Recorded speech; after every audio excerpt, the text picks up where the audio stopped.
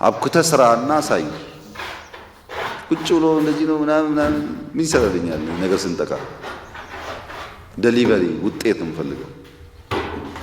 ይሄን በእናንተ ክፍለ ከተማ ይታያል። ማን ስራ እንደሚሰራ አያለው። ደግሞ መጣለው ችግር የለውም እንደምታውቁት ስለሆነ ይሄን ካደረጋችሁ በኋላ ይሄ ካቢኔ ትምህርት ይማርና ይሰፋል ማለት ነው።